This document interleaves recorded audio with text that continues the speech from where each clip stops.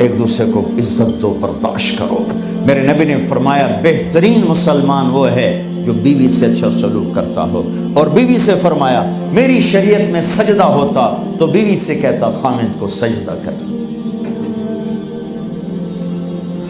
بہترین صدقہ اولاد کی تربیت ہے۔ پورا گھر میرے نبی نے نقشہ، ہر ایک کی قیمت بتائی۔ ماں تیرے قدموں تلے جنت، کا کاش میری ماں زندہ ہوتی، تم دیکھتے میں کیا کرتا، میں عشاء کی نماز کے مصلی پر ہوتا، میں سورۃ فاتحہ پڑھ رہا ہوتا، ادھر سے آواز آتی میری ماں کی محمد، تو میں نماز توڑ کے کہتا لبیک اماں جان۔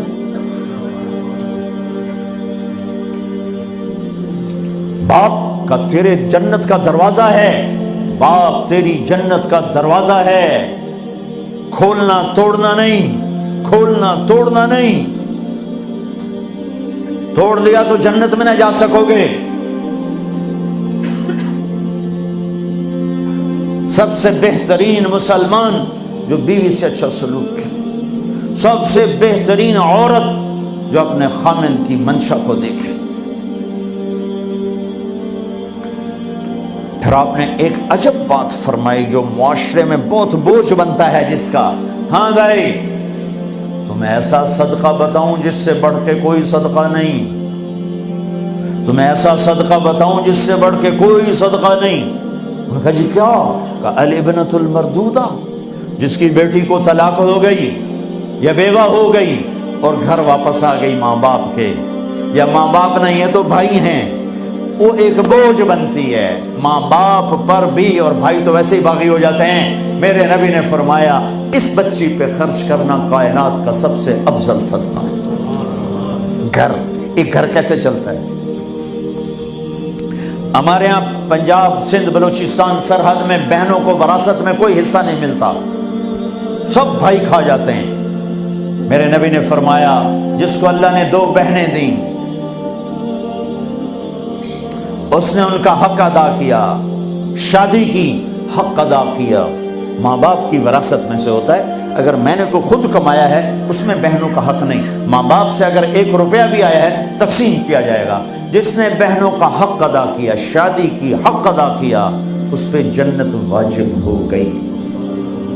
جس کو اللہ نے 3 بیٹیاں دی، اس نے ان کی ڈولی اٹھائی، وہ جنت میں میرے ساتھ یوں ہوگا۔ ایک بولے اگر 2 ہوں، کہ جس نے 2 بیٹیوں کی شادی کی وہ بھی ایسے ہوگا۔ اللہ بھلا کرے۔ ایک صحابی کا کہ جس کی 1 ہو، کہ جس کی 1 ہے، اگر اس نے اس کو عزت سے رخصت کیا تو وہ بھی میرے ساتھ ایسے ہی ہوگا۔ پھر کئی بچیوں کو طلاق پڑی ہے کہ اس کو بیٹا نہیں ہوتا۔ یہاں آنے سے پہلے کا واقعہ، پنڈی سے بچی رو رو برا حال اس کا، میں تو فون سنتا ہی نہیں ہوں ایسے کہ میرا تو کلیجہ پھٹ گیا ہے۔ کہنے لگی کہ سسرال نے کہا تھا بیٹی ہوئی تو طلاق دے دیں۔ میں نے کہا اس میں میرا کیا قصور ہے، اور بیٹی ہی ہوئی اور مجھے طلاق پڑ گئی، اور میں گھر آ گئی 22 سال کی عمر میں۔ بیٹی دینے والا اللہ اور ظلم کرنے والا سسرال۔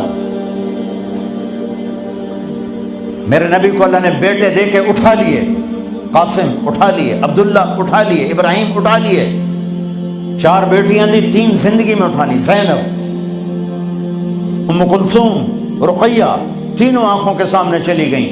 فاطمہ سے نسل چلی، آپ نے فرمایا لوگوں کی نسل بیٹے سے چلتی ہے، میری نسل میری بیٹی فاطمہ سے چلی۔ اس لعنت کو دھویا۔ عورت کا کیا قصور ہے اگر اس بیچاری کو بچیاں ہو رہی؟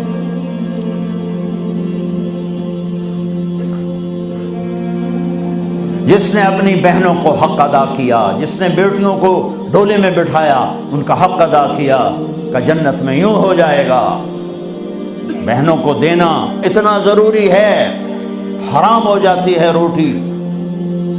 میں نے مولانا جمشید صاحب میرے استاد ہیں، میں نے ان سے تفسیر پڑھی۔ میں ایک دن شہد کی بوتل لے کر گیا، پرانی بات ہے 76-77۔ میں نے کہا حضرت یہ ہدیہ ہے۔ فرمایا کہاں سے لائے ہو؟ کہ میرے اپنے باپ کا ہے۔ فرمایا تیرے باپ نے اپنی بہنوں کو، تیرے باپ نے اپنی بہن یعنی میری پھوپھیوں کو، تیرے باپ نے اپنی بہنوں کو زمین میں سے حصہ دیا تھا؟ یہ سوال کیوں کیا؟ 10 روپے کی شہد کی بوتل تھی اس وقت، کہ اگر دیا تھا تو یہ میں لے لوں گا، اگر نہیں دیا تو پھر یہ حرام ہے، میں نہیں لوں گا، یہ مطلب تھا۔